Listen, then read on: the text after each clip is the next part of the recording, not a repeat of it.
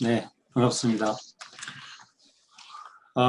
이게 우리 이준성 교수님이 워낙 좋은 내용들 많이 설명을 해주셔가지고 대부분의 내용이 다 커버가 된 것 같아요. 저는 이제 이 주제를 받고 사실은 이제 이거 어떤 내용으로 해야 될까 고민을 좀 많이 했는데 왜냐하면 이제 워낙에 이제 이 혁신 방향이라고 하는 부분들에 대해서는 뭐 그동안 많은 이야기들도 있었고 이런 주제를 가지고 다룬 내용들이 굉장히 많았기 때문에 뭐 제가 이렇게 또 하나 이야기한다고 해가지고 이게 특별한 어떤 방향성이 될 것 같지는 않다는 생각이 들고요.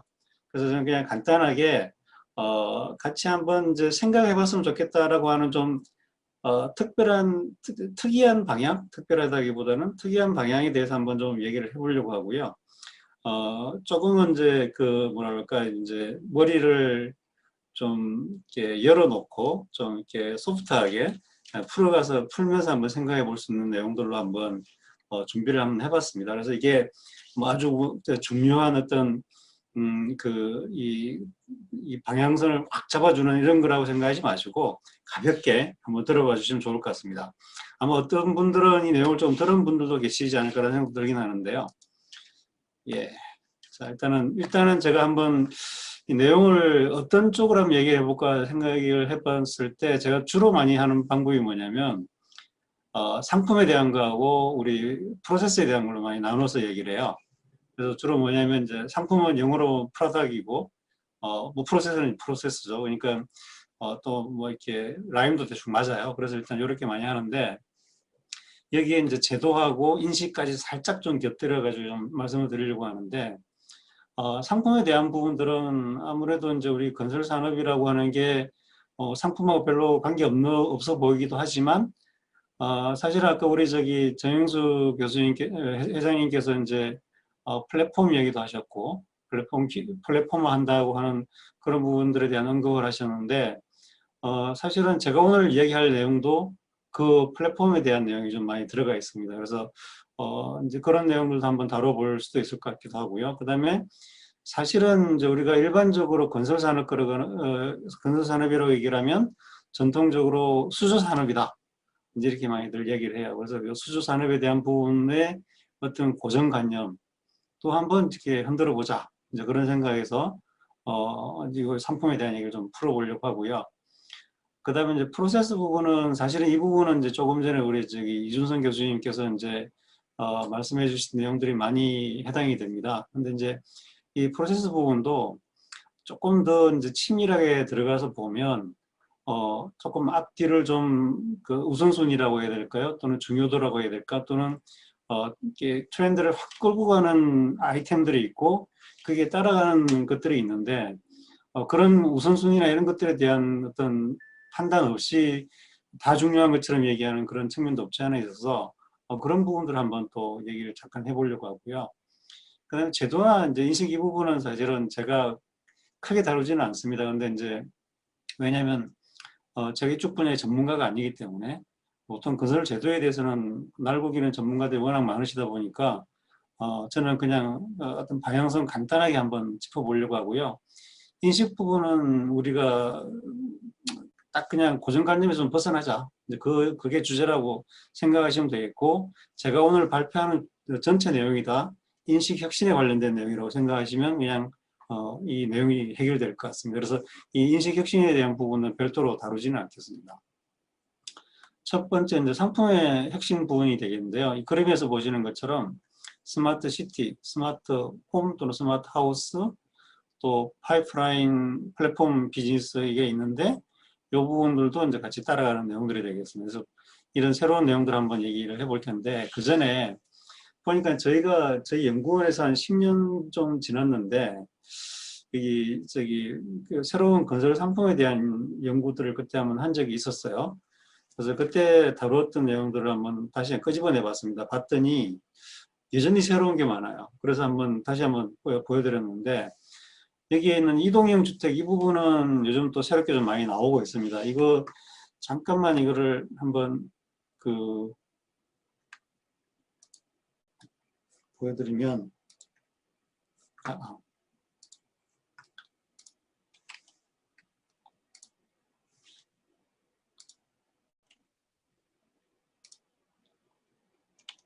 이건 시간이 없어서 좀 간단하게 보여드릴 텐데요. 보신 분들도 있을 거예요. 이게 집이 이렇게 트레일러에 실려 와가지고 자기가 이렇게 쭉 펴가지고 집이 만들어지는 이제 그런 내용이 되겠습니다. 그래서 이거와 관련된 내용들이 굉장히 많이 있더라고요, 보니까. 그래서 이런 것도 하나의 미래 상품이 되지 않을까, 뭐 이런 생각을 한번 해봤습니다. 이거는 간단하게 이걸로 그냥 하고요. 음.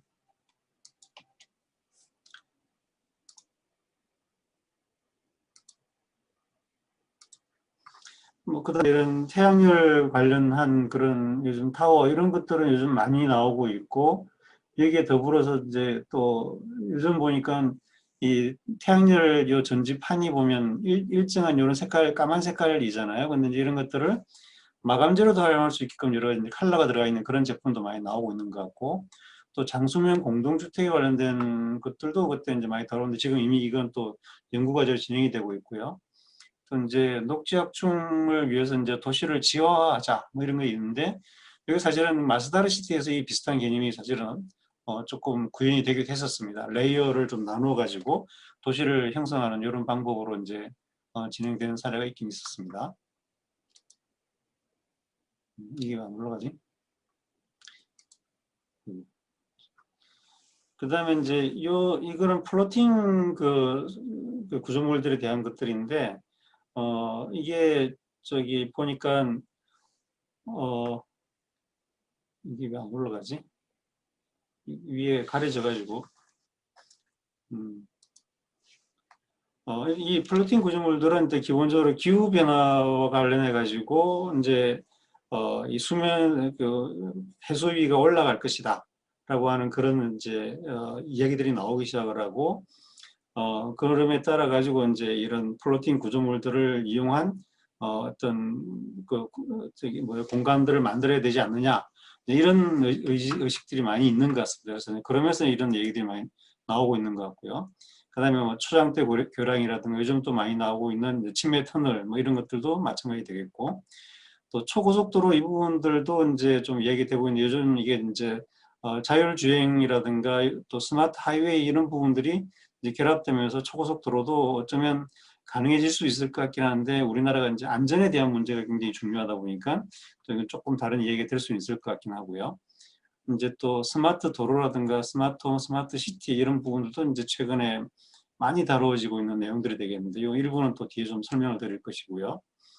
그다음에 플러그인 시티라고 하는 개념도 있었습니다. 이게 아까 인필 방식이라고 했던 그 구조에 해당되는 거라고 볼 수가 있는데, 도시 자체를 아예 그냥 이런 메가 스트럭처를 만들어 가지고 거기에 그 세부 구조물들을 인필을 하는 이제 그런 방식들로 이제 이 도시를 형성하는 뭐 이런 얘기도 있었습니다. 뭐 이거는 이제 그런 게 있었고, 그다음에 또 고속도로를 복층화한다거나 또 뭐 이 주택 컴플렉스라든가 인공섬, 초고층 건축 이런 것들이 이제 또 새로운 이 신상품들이 되지 않겠느냐, 뭐 이런 연구들을 한 사례가 있었고요. 이거 어떻게 올려버려야 될까요? 이게 위에 이게 자꾸 보여가지고 보기가 되게 안 좋네. 참. 근데 이제 최근에 이제 저희들이 그 연구를 하면서 이제 그 트렌드 분석을 좀 이렇게 해봤는데, 보니까 이제 1인 가구가 굉장히 많이 늘어나고 있더라고요. 게다가 이제 노인 가구도 이제 늘어나고 있고, 그 트렌드 보면 이 오른쪽에 표에 보시면 1세대 부부가 한 21%가 되고, 이게 저기 2세대가 해당되는 이제 부부 미혼 자녀가 있는 가정이 한 16% 되지만, 1인 가구가 차지하는 비중이 굉장히 높아지면서 거기에 또 특히 고령층의 1인 가구가 21%가 넘어갑니다. 그래서 이제 이런 것들도 사회적인 문제가 될 수 있는 그런 내용들도 없지 않아 있는데, 하여간에 이제 이런 트렌드도 있고, 이 기본적인 인구 구조 변화를 보면 저출산 고령화, 뭐 인구 감소 추세, 또 가치 변화에 대해서는 개인의 삶을 굉장히 중요시하고 굉장히 다양한 가치관들이 생겨나고 있고, 사회적 갈등도 굉장히 많이 나타나고 있고, 뭐 이런 등등의 여러 이제 또 트렌드가 있는 것 같습니다. 그 중에 또 보면 굉장히 요즘 우리나라에는 다민족이 살고 있는 것 같아요. 이제 그게 뭐 예를 들면 중국 이 중국이나 멕시칸 이런 민족이 아니라 뭐 욜로족이라든가 히겜이라든가 킴포크라든가 라곰 등등 해가지고 이 굉장히 다양한 트렌드를 가지고 하는 많은 어떤 그런 그 노마드족과 같이 이런 여러 가지 이제 뭐랄까요, 삶의 방식을 가져가고 있는 사람들이 나타나고 있어요. 그러면서 이제 이 우리가 만드는 건축이 됐든 도시가 됐든 그 어떤 시설물들이 가져가야 되는 어떤 그 수요라고 해야 될까요? 이런 부분들이 이런 것들에 따라가줘야 되는 부분들이 있다라고 생각한다고 그러면 그거에 따르는 이제 이 건설산업 부분에서의 또 새로운 상품들이 나타날 수도 있지 않겠느냐라고 하는 이제 그런 생각들을 해볼 수 있을 것 같고요.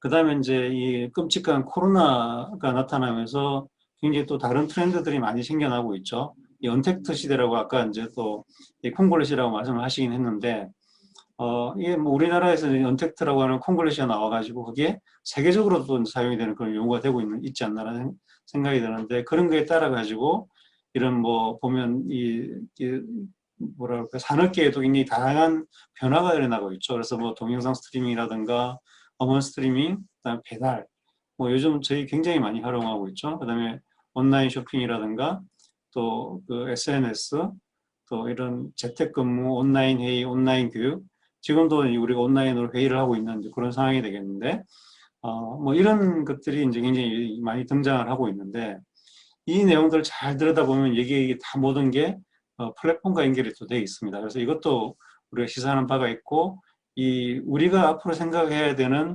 그 상품, 건설 상품에 있어서도 이런 트렌드를 또 잘 이렇게 파악을 하고 들어가야 되지 않을까, 그런 생각을 해보게 됩니다. 아까는 그러지 않았는데 계속 이 위에 이 라벨이 계속 나타나가지고 이게 제목을 자꾸 가려버리네요. 예. 일단 뭐 새로운 그 건설 상품들 한번 보게 되면 스마트 시티라든가 스마트 홈, 스마트 로드, 또 스마트 트랜스포테이션에서 뭐 여러 가지들이 나타나고 있는데, 그 외에도 보면 스마트 그리드라든가 스마트 워터, 스마트 웨이스트, 스마트 팜, 스마트 팩토리, 스마트 레일, 스마트 하이 뭐 등등해서 굉장히 많은 스마트가 막 나타나고 있어요. 그래서 이제 이 스마트라고 하는 것이 이제 어떻게 보면 이 4차 산업혁명 시기에 들어오면서 하나의 트렌드가 된 것 같은 느낌도 들고, 스마트가 들어가지 않으면 마치 이게 첨단이 아니고 새로운 게 아닌 것 같은 그런 느낌마저 주면서 이제 모든 새로운 좋은 것에는 다 스마트를 붙이는 이제 이 현상이 나타나고 있는 것 같습니다. 그래서 이제 이거가 왜 그랬을까라고 하는 것에 대해서 한번 생각을 해봤어요. 이건 제가 개인적인 궁금증이라고 해야 될까, 또는 개인적인 어떤 그런 생각을 가지고 이게 왜 그럴까를 한번 생각을 해봤는데, 예를 들어서 우리가 이 스마트 말고도 디지털이라든가 또 인텔리전트라든가 또 유비쿼터스, 그다음에 인포메이션, 뭐 오토메이션, 사이버 등등해서 어떻게 보면 스마트보다는 훨씬 더 첨단을 표현해 줄 수 있는 그런 좋은 용어들이 굉장히 많은데, 이 스마트라고 하는 단어는 사실은 그냥 아주 단순한 형용사, 똑똑하다는 뜻밖에 없잖아요. 근데 이게 어떻게 이런 모든 좋은 단어들을 제치고 주류가 되었을까? 왜 이게 마치 첨단의 대표적인 용어인 것처럼 나타났을까를 한번 생각해 보면, 이제 아마도 아이폰에서 그 원인을 찾을 수 있지 않을까라는 생각을 좀 해봤습니다. 이건 저의 개인적인 의견이니까 다른 의견들이 있을 수 있을 것 같아요. 그러면 그건 나중에 한번 혹시 의견이 있으면 좀 말씀을 해주시고요. 일단 제 개인적으로는 이제 판단해 봤을 때는 아이폰이다. 근데 아이폰이 좀 성공을 했죠. 이 아이폰이 어떻게 해서 이게 성공을 했느냐를 한번 생각을 쭉 해봤는데, 많은 분들이 아마 동의를 하실 거예요. 이 앱스토어가 아니냐. 앱스토어가 있었기 때문에 이게 이제 아이폰이라고 하는 것이 완전히 새로운 휴대폰이 됐고, 또 이 여러 가지 어떤 앱들을 자유자재로 우리가 고객들이 선택을 해서 쓸 수 있게 됨으로 해가지고 다른 그 기존의 그 휴대폰들 하고는 완전히 그 존재가 달라지는 그런 차원이 다른 이제 폰으로 만들어준 게 이제 아이폰이 아니었는가라는 생각이 드는데, 거기에 이제 이 앱스토어가 핵심적인 역할을 하고 있다. 이제 그렇게 생각이 들고요. 아마 그 부분들은 대부분 다 동의를 할 거라고 생각이 들어요. 근데 이제 그러면 이 앱스토어가 도대체 뭐냐, 이거에 대한 좀 판단이 좀 있어야 될 것 같은데, 이 말씀드린 것처럼 고객하고 개발자를 연결시켜주는 플랫폼 역할을 하고 있다라고 생각이 들어요. 기존의 휴대폰들 같은 경우에는 이게 이제 그 공급 회사에서 만들어 놓은 앱들만 딱 설치가 되어 있고 그 앱만 사용을 해야 되기 때문에 사용자들의 어떤 이 휴대폰의 어떤 시스템을 내 마음대로 뭐 이렇게 변형하고 내 입맛에 맞게 만들 수 있는 여지는 거의 없었죠. 근데 이제 이 앱스토어 들어오면서 마음대로 내가 내 그 필요에 따라서 앱들을 선택해서 배치하고 하다 보니까 모든 사람들이 갖고 있는 스마트폰들이 같은 게 하나도 없어지는, 전부 다 다른 이렇게 스마트폰이 되는 그런 결과를 가져왔고, 이 다양성이라고 하는 게 나타나기 시작했고, 그게 나의 아이덴티티와도 같아지는 뭐 그런 것이 나타나기도 하는 그런 결과를 가져왔지 않나라는 생각이 들고요. 이제 소위 이렇게 고객하고 개발자 네트워크, 양면 네트워크라고 하죠. 이 두 개의 네트워크를 연결시키는 이 플랫폼, 이게 이제 보통 우리가 비즈니스 플랫폼이라고 하기도 하고, 플랫폼 비즈니스라고도 이제 얘기를 하죠. 그래서 이게 결국은 그 앱 개발자들의 생태계를 활성화시켜주는 그런 역할을 하게 됐고, 점점 그 앱들의 어떤 수준이라고 해야 될까요? 이게 굉장히 향상이 되는 그런 결과를 가져오면서 더더욱 더 스마트폰이 더 좋은 어떤 폰이라고 하는 어떤 이미지들이 생겨나고, 그러면서 이제 오히려 사용자들이 더 많이 늘어나고, 이제 서로 이제 어떻게 보면 시너지 효과가 생기는 거죠. 계속적으로 상승하는 효과들이 생기면서 이 아이폰이 대대적인 성공을 했고, 이어서 이제 갤럭시 폰까지도, 안드로이드 폰인 갤럭시 폰까지도 그 뒤를 이어가지고 이제 성공을 하는 그런 결과를 가져온 것 같아요. 중요한 것은 이 아이폰에서 앱스토어 가져가는 매출이 굉장히 큽니다. 2019년도에 500억 달러라고 이렇게 데이터가 나왔더라고요. 근데 이 데이터는 사실은 확실한 데이터는 아니에요. 우리나라 뭐 이처럼 이렇게 그런 통계 데이터를 발표하거나 하는 것 같지는 않은데, 추정치가 아마 500억 달러 정도 되는 것 같아요. 근데 이제 또 다른 자료를 보게 되면, 이 2019년도에 그 실제로는 5천억 달러가 넘는다라고 하는 이제 그런 통계도 있어요. 그게 뭐냐면, 앞에서 얘기했던 500억 달러는 앱을 이제 판매하는 그 비용만 해당되는 거고, 이 보시면 아이폰을 통해서 이런 어떤 물품을 구매하는 그런 행위들도 일어나는 것 같습니다. 그런 데서 한 게 이제 4천억 불 정도가 나오고, 실제 디지털 쪽의 어떤 그런 앱을 공급하는 건 한 600억 달러 정도로 추정을 하고 있어요. 그래서 전체적인 비용으로 보면 한 5천억 달러 넘는다. 우리나라 돈을 따지면 600조가 넘는 거죠. 네, 그런 정도의 대단한 규모가 나온다라고 하는 것이고, 이런 성공이 결국은 이제 스마트폰이라고 하는 용어를 아주 입에 달게 만들었고, 그러면서 이제 이 ICT 분야의 성공적인 상품들에는 전부 다 스마트가 붙게 되는 그런 아주 기본 트렌드가 생겨나지 않았는가라고 저는 생각을 합니다. 뭐 동의하지 않으실 수도 있는데 어쨌거나 아마 대부분 동의하지 않을까 생각이 들고요. 이걸 한번 잘 생각을 해보게 되면 스마트폰에는 사실은 기존의 폰들에 있던 대부분의 그 여러 가지 기능들이 들어가 있고, 또 다른 뭐 PDA 같은 다른 어떤 그런 툴들에 있던 여러 가지 기능들이 막 들어가 있어요. 근데 또 그걸 활용하는 앱들이 있죠. 이제 이런 것들이 잘 조합이 된 건데, 사실은 이것만 놓고 봐서는 이게 새로운 거라고 보기는 어려운데, 앱스토어가 들어오면서 앱 공급이 되면서 비즈니스가 생겨나는 이 부분, 이 지점에서 이제 굉장히 많은 어떤 그 결과물들이 생겨났다라고 보여지고, 기본적으로는 애플사의 어떤 비즈니스 모델을 생각을 해봤을 때, 기본적인 그 본연의 수익 구조는 아이폰을 판매하는 수익이죠. 이게 이제 이 부분은 사실은 파이프라인 사업이라고 생각을 할 수가 있는데, 아이폰 설계를 해가지고 이렇게 자재 이런 거 조달해 해가지고 만들어서 판매하면 이제 그 가치가 실현이 되는 그런 이제 파이프라인 사업이 이제 기본적으로 한 축이 있고, 이 아이폰을 팔고 난 다음에 그 아이폰을 구입한 사용자들이 이제 앱스토어라든가 광고도 보고 온라인 쇼핑도 하고 하면서 생겨나는 또 수익들이 있는 거죠. 요 밑에 이 세 가지 수익은 다 그 플랫폼 비즈니스에 의한 수익이 되는 부분이 됩니다. 그래서 오히려 이 아이폰 판매 수익보다도 이 앱스토어라든가 또 다른 이런 플랫폼 비즈니스를 통한 수입이 훨씬 더 많아지는 결과를 가져오는 걸 보면서 이 애플이 제조회사냐 플랫폼 회사냐 어느 쪽인지가 좀 이제 모호해지는 그런 상황이 생긴 거죠. 그래서 결과적으로 보면 정보 플랫폼으로서의 스마트폰 플랫폼을 기반으로 한 다양한 앱을 공급을 해주고 이 앱이 굉장히 활성화되면서 이 비즈니스 생태계가 더 강화되고 지속성이 생겨나는. 이제 원래 이 플랫폼 비즈니스에서 핵심은 양면 네트워크가 서로 시너지를 가지면서 양면 네트워크가 더 강화되는 부분들이 이제 생겨나면 그 플랫폼 비즈니스가 성공을 한다고 얘기를 하는데 그런 부분들 대표적인 성공 사례로서 이 아이폰이 그 결과를 보여주고 있는 것이죠.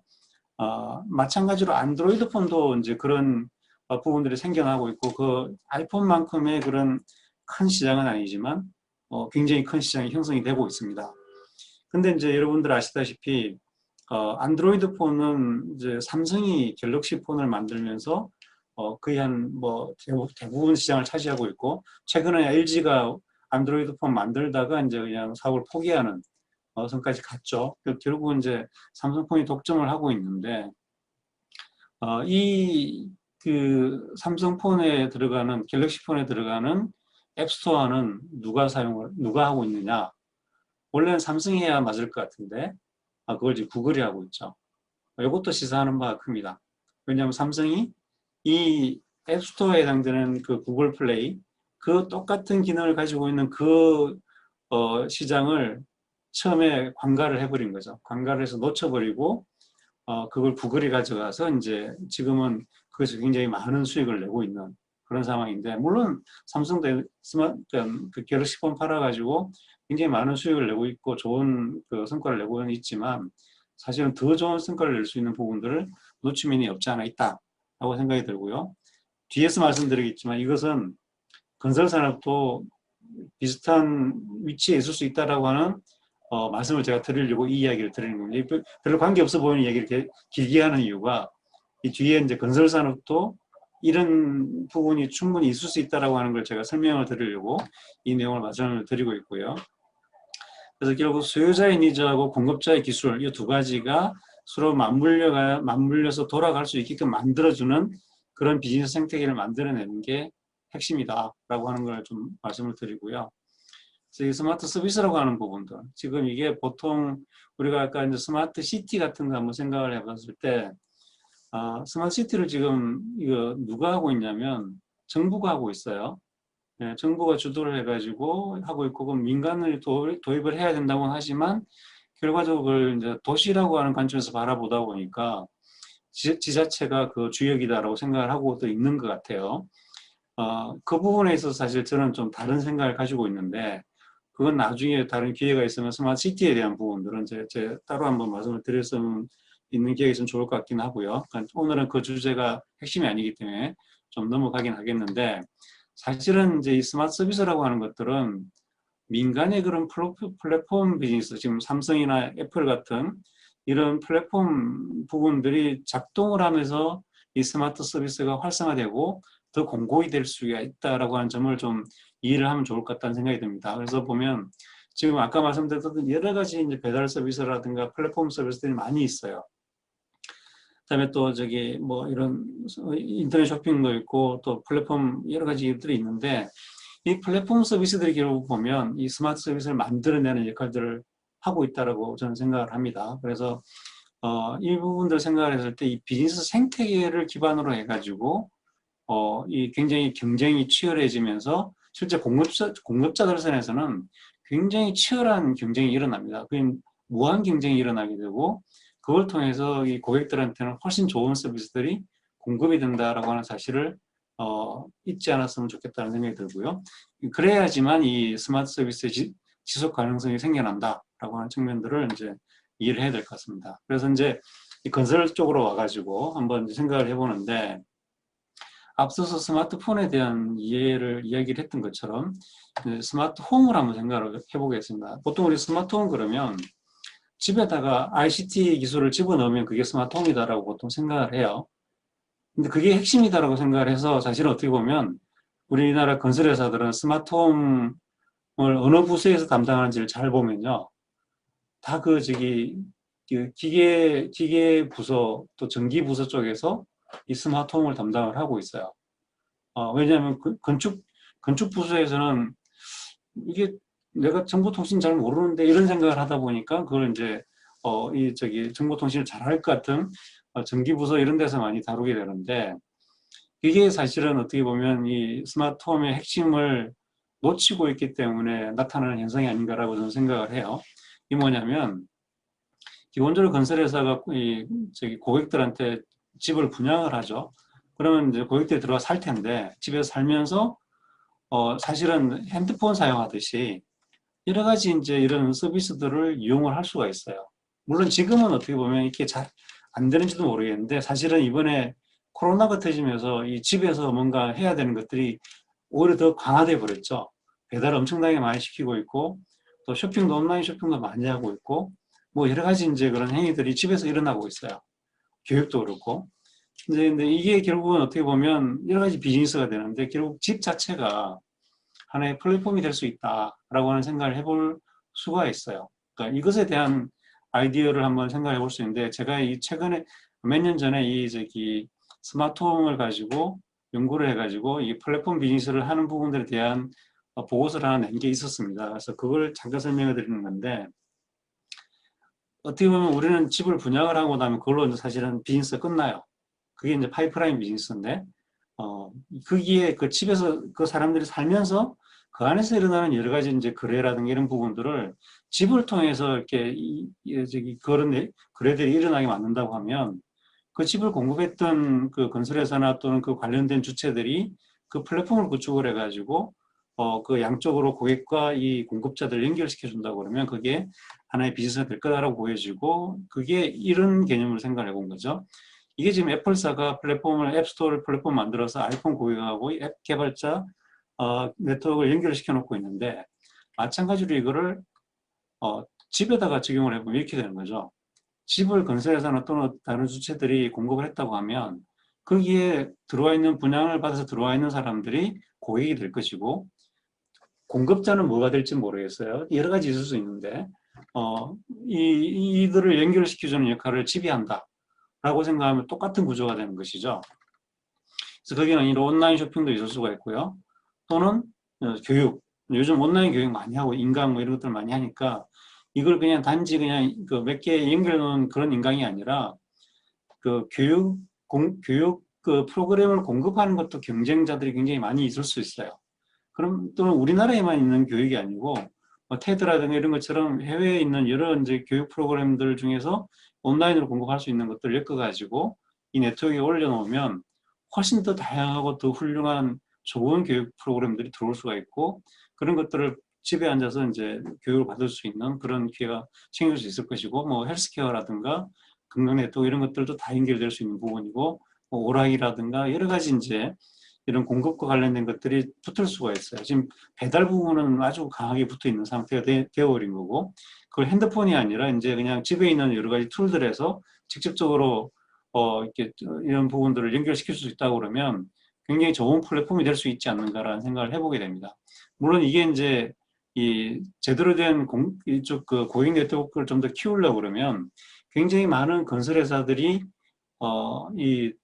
있기 때문에 그 건설회사들 여러 개를 묶어가지고 묶어내는 플랫폼 사업자가 나온다 그러면 훨씬 더 큰 고객 네트워크가 있고 그러면 이쪽 공급자 네트워크의 경쟁은 더더욱 치열해지면서 이제 이게 더 활성화될 거다 이렇게 생각을 해볼 수 있겠죠. 뭐 그냥 간단하게 그렇게 생각을 해본 건데 이게 이제 저기 플랫폼 비즈니스에 대한 얘기를 할 때 야구르트 아줌마 얘기를 많이 하는데요. 사실은 이제 이 야구르트 아줌마는 고객들한테 야구르트를 공급을 하면서 이 커스터머들이 생겨난 거죠. 이제 그러다 보니까 사실은 지금 이 사진에 보면 야구르트 아줌마들이 좀 뭔가 자그만 이렇게 차 같은 걸 끌고 다니잖아요. 굉장히 많은 물건들이 들어가. 여기는 야구르트만 들어가 있지 않습니다. 왜 그러냐면 기존에 가방 하나 들고 다녔으면 충분했는데 요즘은 사업이 많아요. 고객이 굉장히 이제 많다 보니까 그 많은 고객을 기반으로 해가지고 콜드브루라든가 마스크팩, 화장품, 뭐 신선 성분까지도 굉장히 많은 이런 상품들을 공급을 해주는 그런 구조가 생겨났어요. 이제 그러면서 어떻게 보면 이 야구르트 아줌마도 하나의 플랫폼이 된 그런 사례가 되는 거죠. 뭐 예를 들면 이런 게 이제 있을 수 있는데, 지금 이제 건설 산업을 보게 되면 실제로 여러 회사들이 새로운 먹거리를 찾는 경향들이 있어요. 굉장히 지금 이게 보시는 것처럼 스마트 양식이라든가 배터리 재활용 사업이라든가 뭐 일종의 금융 부동산 기업으로 변모하려고 하기도 하고, 신재생 에너지 관련된 것도 하고, 친환경 사업도 하고, 뭐 여러 가지 사업들을 지금 확장을 하려고 노력들을 하고 있습니다. 이것은 전통적인 기존의 건설 산업이라고 하는 어떤 그런 딱 고정관념에서 이제 가두어져 있으려고 하지 않는다는 얘기죠. 이제는 세상이 변하고 있고, 똑같은 형태로만 건설 산업의 고정된 하나의 형태로서만 뭔가 이제 공급을 하는 그런 체계에서는 좀 탈피할 필요가 있지 않는가라고 하는 부분들에 대한 인식들이 생겨나고 있다라고 하는 뭐 그런 트렌드라고 저는 보여지고 있습니다. 해석을 하고 있는데, 여기에 이제 조금 더 생각을 좀 확대를 했으면 하는 부분이 이 플랫폼 비즈니스에 대한 부분입니다. 그래서 제가 오늘은 그냥 뭐 다른 거 여러 가지 있겠지만 그냥 이 플랫폼 비즈니스 하나에 딱 초점을 맞춰가지고 한번 이렇게 강조해서 말씀을 드려보는 것이고요. 이 부분들을 이제 앞으로 좀 우리 건설 산업도 좀 이동을 해야 될 필요가 있다. 아까 말씀드렸듯이 삼성전자가 자기들이 가져갈 수 있는 안드로이드 폰의 앱스토어를 사실은 구글한테 뺏긴 거거든요. 뺏겼다기보다는 그냥 놓친 거죠. 이제 그런 실수를 이제 건설 산업도 하지 않았으면 좋겠다. 왜냐하면 건설 산업이 이미 굉장히 많은, 뭐 예를 들면 주택을 분양을 하기도 하고 많은 시설물들을 공급을 하는데, 그 시설물들에 들어와서 사는 사람들이 다 고객들이 되는 거죠. 그 많은 고객 네트워크를 이미 가지고 있는데 그걸 그냥 길바닥에 버리는 것 같은 그런 지금 상황이 벌어지고 있기 때문에, 그런 거에 대한 부분들을 좀 고민을 해보고 그 고객들을 활용해서 어떤 새로운 사업들이 가능할지 이런 것들을 한번 구상을 해보면 좋을 것 같습니다. 원래 플랫폼 비즈니스에서 핵심은 고객 네트워크를 얼마나 강화하느냐라고 하는 게 굉장히 중요합니다. 그래서 카카오 같은 경우도 보면 카카오톡에서 카카오톡을 무상으로 아주 좋은 서비스를 공급을 해주면서 엄청난 고객을 확보하고 난 다음부터는 카카오 택시라든가 카카오 드라이브, 뭐 요즘 굉장히 많은 이제 플랫폼 비즈니스들을 막 붙여 나가고 있어요. 이게 기반이 이제 고객 네트워크인데, 건설 산업이 이미 보면 그런 고객 네트워크를 확보할 수 있는 기본 인프라가 있어요. 그런 기본 인프라를 우리가 가지고 있음에도 불구하고 뭔가 못한다고 하는 것이 좀 제가 볼 때는 좀 아깝다라는 생각이 들고, 그런 부분들에 대한 고민들을 좀 더 해보면 좋은 또 사업들이 발생할 수 있고, 그게 우리 건설 산업의 또 새로운 모습들로 나타날 수 있지 않을까라는 생각을 좀 해봅니다. 상품에 대한 얘기를 좀 했고요.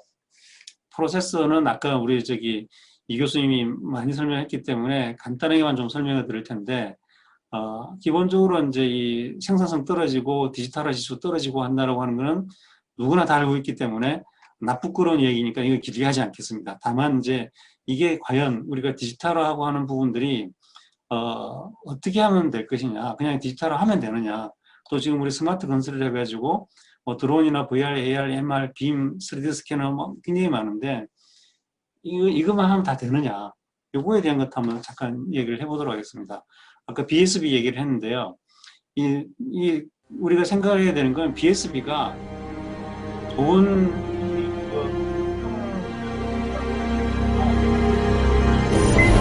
생각해야 되는 건, 우리가 이 회사가 원래 건설 회사였냐? 아니에요. 이 회사는 MEP 회사였어요.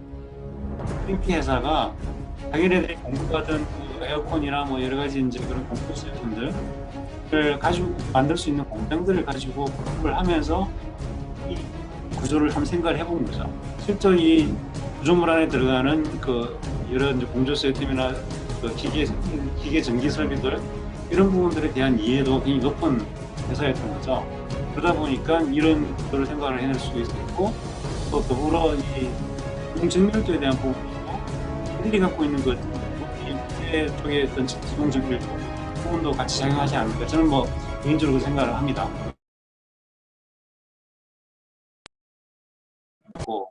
그 다음에 약간 이제 모듈러 OSC 이야기를 했지만, 지금 이제 다른 그 산업 분야, 조선산업이나 플랜트 쪽에서는 이미 이런 이게 모듈러 작업들이 이미 많이 일어나고 있었어요. 그래서 저희가 예전에 한번 이쪽 그 산업 쪽을 한번 들여다봤는데, 봤더니 굉장히 우리가 배울 만한 내용이 있었어요. 그게 뭐였냐면, 첫 번째가 이 산업은 다 EPC로 하더라는 거죠. EPC가 뭐냐면 프리콘을 하는, 이 프리콘이 돼야지만 이 설계 단계에 그 시공 단계의 어떤 그런 노하우나 공법이나 이런 것들이 들어가가지고 그걸 기반으로 그 다음 단계인 모듈러를 하더라는 거죠. 그것도 빔 설계를 통해서. 그래서 이게 이 모듈러 또는 OSC를 하려고 한다고 그러면 기본적으로 프리콘을 해야 된다라고 하는 그 전제를 깔아야 되지 않을까라는 생각을 하게 됐고요. 그 다음에 이런 프리콘을 좀 더 용이하고 굉장히 다양한 여러 주체들이 통합 설계를 하기 위해서는 빔이 기본적으로 적용이 돼야 된다라고 하는 부분들이 이 조선 배울 수 있는 부분이었다는 생각을 하고, 어쩌면 우리가 이제 생산성을 향상시키겠다라고 했을 때, 생산성 혁신이라고 하는 걸 생각을 했을 때, 가장 핵심은 이 OSC, 모듈러 또는 PC 이런 게 아닌가라는 생각을 하는 게, 어쨌든 속도 측면에서는 이게 굉장히 빠르고 또 공법이나 이런 측면에서 기존의 어떤 전통적인 공법보다는 훨씬 더 효율적이고 효과적인 결과를 낼 수 있다라고 하는 측면, 그 결과를 사실 다른 사람에서 이미 보여주고 있어요. 그래서 이제 우리 건설 산업에서도 어떤 면에서 그런 부분들을 좀 제대로만 가져갈 수 있다라고 하면 굉장히 큰 효과를 볼 수 있지 않을까라는 생각을 하게 되고요. 모듈러나 OSC 같은 경우는 기본적으로 제가 생각할 때 공장에서 생산을 해가지고 현장에서 현장 작업을 최소화시켜서 설치만 빨리 하는 이제 이런 컨셉이라고 한다고 그러면, 일본에서 예전에 1990년대 로보틱스를 굉장히 많이 연구를 했어요. 이 로보틱스 같은 경우에는 반대로 분명히 공장화라고 하는 개념은 맞는데 이게 그 현장을 공장으로 만들어버리는 조금은 다른 개념인 거죠. 근데 어쨌거나 공장화라고 하는 공통점은 있는데, 이 공장에서 만들어서 현장에다 설치하는 거냐 또는 아예 그냥 현장을 공장화 시켜버리는 것이냐, 이 차이가 아닌가라는 생각이 들고요. 그래서 이 로보틱스는 이런 그 공장화 개념을 많이 적용을 했는데, 이 공장화를 하려고 한다고 하면 현장을 기본적으로 이 텍트 또는 just in time, lean conception 이런 컨셉들이 기본적으로 들어가야 될 거다라고 하는 생각이 들고요. 그런 걸 기반으로 해가지고 작업이 이루어져야지만 아무리 이제 그 로봇을 쓴다고 하더라도 텍트는 잘 아시는 것처럼 뭐 이렇게 개별 그 세부 공정들이 이렇게 작업 시간들이 다 다르다 보니까 지금 이렇게 이게 뭐 이렇게 이게 동영상에서 보여주는 것처럼 충돌이 일어나는 이런 부분들은 이제 방지하기 위해서 각각의 단위 작업들의 그 작업 시간을 동기화시키는 이제 그런 작업들을 하게 되죠. 이게 이제 핵심이 되겠는데, 뭐 이거 대림산업 같은 경우에 텍트를 써가지고 굉장히 성공을 했던 사례들이 있었어요. 다만 이제 좀 아쉬운 거는 이 텍트를 할 수 있는 협력업체들이 제한적이다 보니까 이 그 협력업체들이 어떤 그런 그 단가가 너무 올라가는 그런 문제들 때문에 결과적으로는 이 텍트를 이제 포기하는 그런 일이 생겼는데, 하여간에 뭐 이 부분들은 우리가 어떻게 뭐 다른 방식을 통해서라도 이런 부분들을 좀 해결했으면 하는 생각이 들고, 이 내용이 이제 앞으로도 더 좀 적용이 될 수 있는 그런 환경이 오면 좋을 것 같다는 생각이 듭니다. 그래서 기본적으로 이제 로보틱스, 모듈러 이런 부분들이 이제 핵심인 것 같고, 거기에 이제 빔이라고 하는 것이 빔은 따로 설명 안 드려도 될 정도로 많이들 알고 계시는데, 어쨌거나 이제 원래 빔이 나오게 됐던 그 근본 취지는 데이터 인테그레이션이었어요. 건설 산업이 이미 이제 설계, 시공 또 뭐 유지관리 이렇게 이어지는 그 과정에 그 페이스별 이제 단계별 어떤 그런 그 각각의 다른 그 작업들이 진행이 되는 데 있어 가지고, 아까 이제 그 정보가 이렇게 누락된다는 얘기를 했잖아요. 이거 이 교수님이 설명해 주셨는데, 실제로 그 단계를 넘어가는 과정에서 많은 정보들이 누락되고 새로 만들어지고 이렇게 되는 좀 손실이 많았기 때문에 아주 90년대 건설 산업에서도 CIC라고 그래가지고 컴퓨터 인테그리티드 컨스트럭션이라고 그래가지고 이 인테그레이션에 대한 이슈가 굉장히 많았었습니다.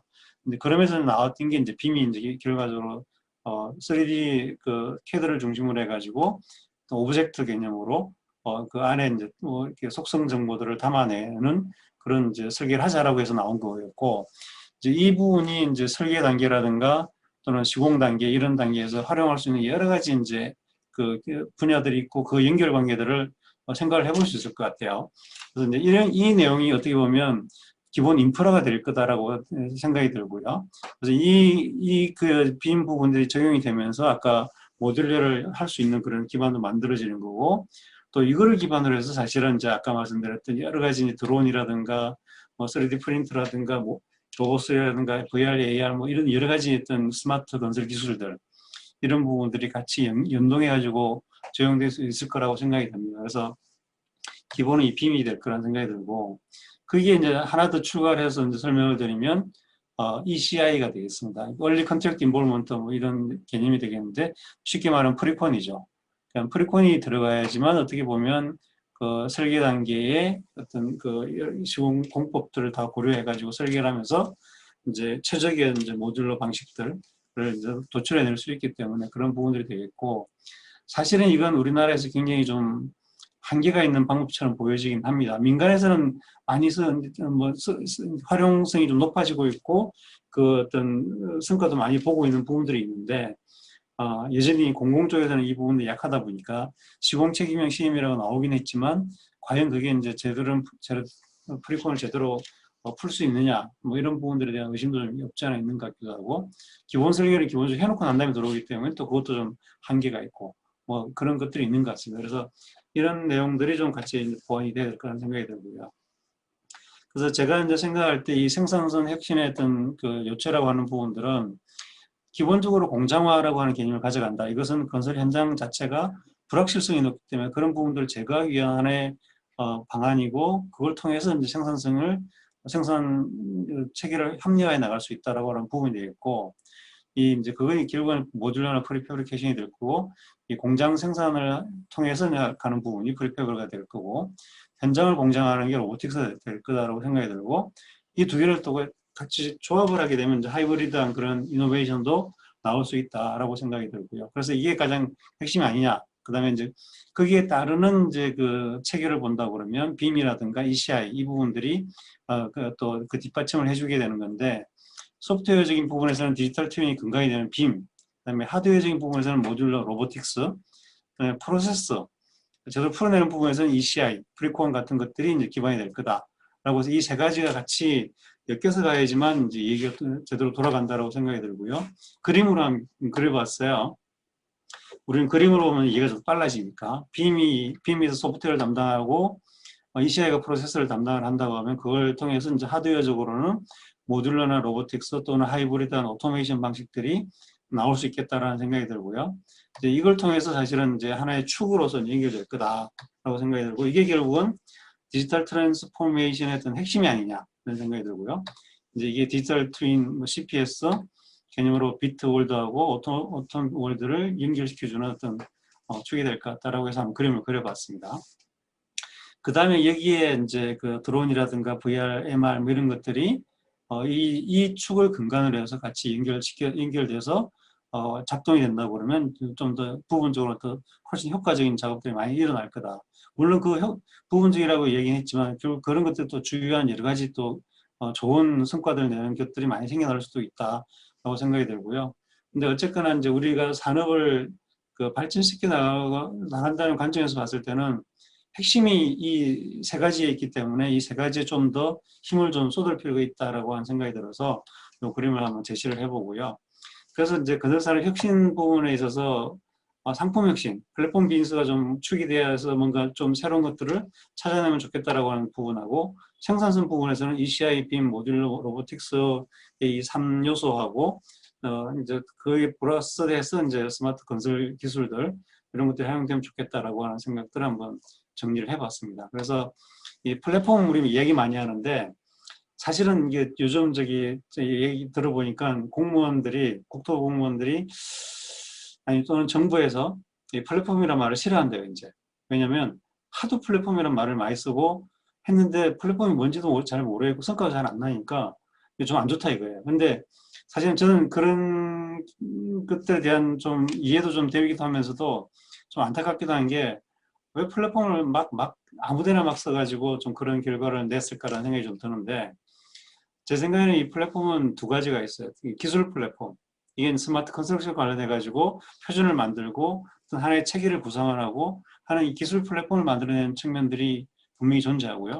두 번째 비즈니스 플랫폼입니다. 그래서 이 비즈니스 플랫폼은 어떤 스마트 서비스들이 연결되냐, 그것들을 어떻게 비즈니스로 활용하느냐, 이 부분이기 때문에 이 측면들에 대한 그 혁신이 많이 일어나야 될 것 같다는 생각을 하고요. 이 레볼루션은 그 기술 혁신하고 비즈니스적인 측면의 혁신이 이제 결국 우리 아레나도 많이 바꿔놓을 거다. 이게 무슨 얘기냐면 아까 BSB가 전통적인 건설 회사가 아니었던 것처럼 이제는 이런 비즈니스 이노베이션이라든가 테크놀로지 이노베이션을 하다 보면 그 주역들이 달라질 수도 있다는 얘기를 하는 겁니다. 그래서 우리가 좀 더 시야를 넓혀가지고 이제는 그냥 뭐 건축 토목이 핵심이다 이렇게만 생각하지 말고 좀 더 다양한 분야로 좀 이렇게 시각을 넓혀 나가야 될 필요가 있다. 그다음에 전통적인 그 건설만 생각해가지고 우리는 이게 핵심이니까 이걸 주로 해야 돼라고만 생각할 게 아니라 조금 더 시야를 높일 필요가 있다라고 하는 측면을 좀 얘기를 드리는 겁니다.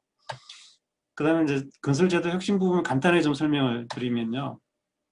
저는 사실은 이제 이 제도와 관련해 가지고는 이 오랫동안 굉장히 많은 분들이 전문가들도 굉장히 많고 많이 이야기를 해오고 있어요. 근데 솔직히 말씀드리면 저는 좀 패배의식이 좀 있는 것 같습니다. 제도와 관련해 가지고는. 사실 잘 안 돼요, 제도가. 이렇게 좀 좋은 거 나온다고 해도 결국 나중에 이제 처음 시작할 때는 막 용이었는데 나중에 보면 미꾸라지 같은 게 하나 돼서 나와요. 보면. 그래서 그게 정말 성공적이지 못한 경우들이 굉장히 많이 봐왔기 때문에 사실은 제도 측면에서 혁신은 잘했으면 좋겠다는 생각은 들지만 기대감이 그렇게 높지는 않은, 사실은 좀 미안한 얘기지만 좀 그런 측면이 없지 않아 있기 때문에 그냥 저는 이 부분 좀 간단하게 좀 이 철학적인 부분만 짚고 넘어가겠습니다. 솔직히 우리 지금 운찰제 다 운찰제입니다. 적격심사제도 종합심사낙찰제도 따지고 보면 이것도 사실은 운찰제에 가깝다고 보여집니다. 우리가 무슨 그 기술평가를 높여서 한다고 하지만 결국은 보면 가격이 많이 결정을 하게 되고 그 가격이라고 하는 것도 최저가도 아니고 그냥 운으로 찍은 돈이 되는 것처럼 보여지기 때문에 이거 굉장히 심각한 문제다라고 생각을 하고요. 이건 사업 생태계를 좀 저해하는 요소도 될 수가 있습니다. 실제로 그런 많은 불합리한 경우들이 많이 생겨나고 있기 때문에 실제 능력 있는 회사보다는 운 좋은 회사가 되고 그럼 그러다 보면 능력보다는 운에다 맡기는 것들이 많이 생겨나기 때문에 좀 문제가 있는 거고요. 절대평가, 정량평가 이게 굉장히 중요하게 생각하는데 상대평가로 가야 되고 정성평가를 좀 많이 좀 도입을 해야 된다고 생각합니다. 이것도 그렇고 그다음에 우리 투명성 이야기 많이 하거든요. 솔직히 말해서 투명성 얘기 많이 하지만 그래서 투명성을 기반으로 한 여러 가지 제도를 만들어 놨지만 정말 투명하냐? 오히려 책임 회피하기 바쁘고 실제 그 효율이라고 하는 부분들은 그냥 저 밑바닥에 내려가 있다고 생각을 합니다. 그래서 우리 아까 건설 생산성이 낮은 이유도 보면 이런 거에 기반하고 있지 않나라는 생각이 들고 산업 전체를 굉장히 생산성 떨어뜨리게 만드는 원인 중에 하나가 투명성을 중시하면서 진짜 투명성을 못 찾는 부분이 아닌가라는 생각이 들고 오히려 효율성을 통해서 투명성을 확보해 나가는 쪽으로 초점을 눈을 좀 바꿔야 될 거다라는 생각을 하게 됩니다. 그 다음에 지금 보호진흥이라고 하는 용어들을 많이 쓰는데 우리가 언제적 그 보호진흥이냐라는 생각이 듭니다. 70년대, 80년대는 이게 통했을지 모르는데 우리는 이미 선진국 대열에 들어가 있는 국가고 언제까지 기업들을 보호하고 진흥을 해줘야 되냐 하는 생각이 듭니다. 이제는 경쟁을 통해서 살아남아야 되는 것이고 적자생존해야 돼요. 지금 보호진흥을 한다고 하다 보니까 건설 회사들 숫자도 엄청나게 많아졌고 기업들 간에 오히려 그냥 페이퍼 컴퍼니를 막 만들어내 가지고 기업 숫자만 훨씬 더 많이 늘어나는 이런 상황이다 보니까 그 속에서 진짜 훌륭한 기업들 찾아내기가 지금 하늘의 별 따기가 되는 상황이 되어버렸거든요. 이것도 좀 문제가 많기 때문에 또 그런 얘기도 해요. 우리 건설 시장에서 적절한 건설회사 숫자가 얼마냐 이런 거 물어보시는 분들이 있어요. 많죠. 지금 굉장히 많습니다. 근데 그걸 어떻게 줄일 거냐는 거예요. 그건 이 적자생존 경쟁을 통해서 줄여나가게 하는 것밖에 없이 그거를 인위적으로 줄일 수는 없다고 저는 생각을 하고요. 그런 측면에서 좀 생각을 해봤으면 좋겠다는 생각이 들고, 발주 기준도 뭐 이게 30억 미만은 어떤 거, 50억 미만은 어떤 거, 100억 미만은 어떤 거 이렇게 막 발주 방식들 막 정해놨어요. 그게 왜 필요한가 저는 싶은 생각이 좀 듭니다. 사실은 이 발주라고 하는 것은 그 금액의 사이즈로 그 사업들을 다 판단할 수 있는 게 아니기 때문에 사업 특성들을 분석해가지고 그에 맞는 발주 방식들을 골고루 쓸 수 있게 해줘야 되고 그 발주자들이 판단해가지고 해야 돼요. 근데 사실 그런 것들 없이 그냥 일괄적으로 쫙 정리를 해버리니까 발주자들이 생각할 필요가 없어요. 이거는 사실 문제가 많은 거죠.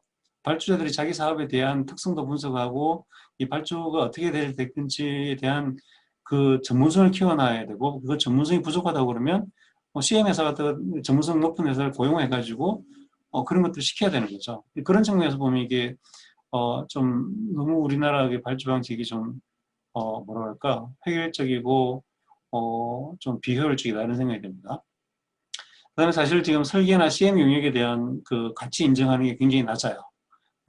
사실은 설계나 CM 영역 같은 경우는 작은 돈 들여서 큰 돈을 아끼는 그런 영역들인데 이런 것들에 대해서 그 가치를 인정해 주지 않고 계속 이렇게 가격을 떨어뜨리고 하는 측면들은 문제가 있고 이걸 고부가치하는 그런 부분들에 대한 고민들을 좀 해야 될 거라는 생각이 듭니다. 그리고 이제 마지막으로 이제 최근에 이제 LH에서 좀 이제 뭐 여러 비리가 나오고 하다 보니까 공기업에 대한 어떤 그런 그 위상 이런 것들에 대한 얘기들이 많이 나오고 있는데요. 사실은 이 부분은 지금 LH 문제 그 조직 혁신 방안 이런 것도 나오고 있긴 하지만 저는 그 이런 비리 문제가 나와서 그걸 한다라기보다는 공기업들을 좀 이제 효율적으로 좀 재배치해야 될 필요도 있지 않냐라는 생각이 듭니다. 그게 뭐냐면 우리나라 공기업들은 보면 사실은 다른 나라에서 이렇게 찾아보기 좀 어려운 그런 그 형태를 띠고 있는 게 뭐냐면 하나의 발주 조직이 자금 조달도 하면서 사업 관리 기능도 같이 가지고 있어요. 실제로 보면 LH나 뭐 도로공사나 다 보면 그 안에서 사업 관리를 한다고 볼 수 있는 거죠. 실제로 발주청에. 근데 그러다 보니 어떤 일이 벌어지냐면 사업 관리가 과학적인 어떤 그런 이론이라든가 어떤 그런 그 지식 체계를 가지고 관리한다기보다는 물론 뭐 굉장히 노력들을 많이 해서 많은 관리를 하려고 노력들을 많이 하긴 하지만 기본적으로 자금을 기반으로 해서 내가 발주자로 얘한테 돈을 주니까 그 돈을 가지고 있는 그 힘을 파워를 이용을 해가지고 관리하는 게 훨씬 편해요. 사업관리 이론 필요 없어요. 그냥 그 힘 가지고 그냥 관리해도 충분히 말 잘 듣고 말 잘 따라온단 말이죠. 그렇기 때문에 이 사업관리 기능이나 이런 부분들이 효율화되기가 쉽지 않은 그런 구조죠. 그럼에도 불구하고 지금 우리나라 지금 공기업들이 굉장히 많이 연구를 해가지고 굉장히 좋은 데이터베이스도 많이 가지고 있고 많은 그런 체계도 갖고 있긴 하지만 그럼에도 불구하고 글로벌 시장에 나가려고 한다고 그러면 굉장히 부족하거든요. 그런 부분들이 많다 보니까 조금 왜곡된 면도 없지 않아 있어요. 사업 관리가. 그래서 그런 부분들을 본다고 했을 때 제 생각은 자금 조달 기능하고 사업 관리를 분리를 해야 된다. 그래서 기본적으로 발주청 조직으로서 발주 기관으로서 자금 조달 기능만 가져가고 그에 따른 뭐 개발 사업에 필요한 여러 가지 그런 개발과 관련된 기능들을 가져가더라도 사업 관리 기능은 별도로 돌려서 외부를 활용하든지 아니면 그 사업 관리 전문 기관으로 별도로 두고 관리를 하든지 그런 방식으로 가는 게 맞지 않나 저는 그렇게 생각을 합니다. 그래서 오히려 사업관리 부분들은 좀 민간화시키는 것도 좋겠다 이런 생각도 좀 해보고요. 그래서 민간 시장 중심으로 이런 공급 체계들 전환하는 것도 생각해 볼 수 있다. 이제 이 공기업들이 사실은 우리가 이제 그 개발도상국 시절 또는 후진국 시절에 만들어졌던 기업들입니다. 그래서 필요했으니까요. 근데 이제 지금은 사실은 민간 시장, 우리 건설 시장들이 굉장히 발전을 했고 거의 어떻게 보면 선진국 대열에 들어간 거나 다름이 없다고 볼 수가 있는데 여전히 그 개발도상국 시대에 썼던 그 공급 방식을 그대로 갖고 있다라고 하는 게 시대에 맞지 않다라는 생각이 좀 들기 때문에 그런 부분들은 좀 이제는 좀 손볼도 좀 돼간다라는 생각이 들기 때문에 조금 위험한 발언을 좀 해봤습니다. 네, 저는 오늘 여기까지 말씀드리도록 하겠습니다. 조금 지연이 됐습니다. 죄송합니다.